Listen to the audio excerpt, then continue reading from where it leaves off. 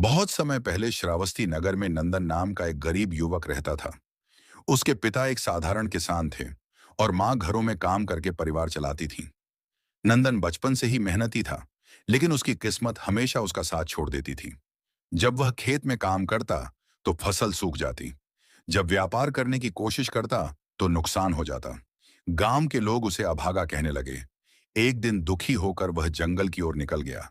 चलते चलते वह एक विशाल बरगद के पेड़ के नीचे पहुंचा, जहां गौतम बुद्ध अपने शिष्यों के साथ विश्राम कर रहे थे। नंदन ने बुद्ध के चरणों में प्रणाम किया और बोला, भगवान, मैं बहुत मेहनत करता हूं, फिर भी हर बार असफल हो जाता हूं। क्या मेरी किस्मत में केवल दुख ही लिखा है? गौतम बुद्ध ने उसकी ओर देखा और मुस्कुराकर कहा, नंदन, क्या तुम जानते हो कि एक बीज को वृक्ष बनने में कितना समय लगता है? नंदन ने कहा, कई वर्ष लग जाते हैं भगवान। बुद्ध बोले, ठीक वैसे ही अच्छे कर्मों का फल भी समय आने पर मिलता है। जो आज तुम्हें दुर्भाग्य दिखाई दे रहा है, वही कल तुम्हारे जीवन का सबसे बड़ा वरदान बन सकता है। लेकिन नंदन को यह बात समझ नहीं आई। उसी समय बुद्ध ने उसे अपने साथ यात्रा पर चलने का निमंत्रण दिया। नंदन उनके साथ चल पड़ा। कुछ दूर जाने पर उन्हें रास्ते में एक घायल वृद्ध व्यक्ति मिला। लोग उसे देखकर निकल रहे थे, लेकिन कोई सहायता नहीं कर रहा था। बुद्ध ने नंदन से कहा, उस वृद्ध की सहायता करो। नंदन ने वृद्ध को पानी पिलाया, उसके घाव साफ किए और उसे सुरक्षित स्थान तक पहुंचाया। वृद्ध ने जाते समय कहा, बेटा, तुम्हारी यह दया मैं कभी नहीं भूलूंगा। नंदन ने सोचा, इससे मुझे क्या लाभ मिलेगा, लेकिन बुद्ध केवल मुस्कुराते रहे।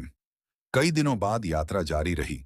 एक नगर में पहुंचने पर लोगों ने बताया कि राजा ने घोषणा की है कि जो व्यक्ति खोई हुई राज मुद्रा खोज कर लाएगा, उसे बड़ा पुरस्कार मिलेगा। सैकड़ों लोग राज मुद्रा खोजने निकल पड़े। नंदन ने भी खोजने की कोशिश की, लेकिन उसे कुछ नहीं मिला। निराश होकर वह लौट रहा था कि तभी उसे वही वृद्ध व्यक्ति दिखाई दिया जिसकी उसने सहायता की थी।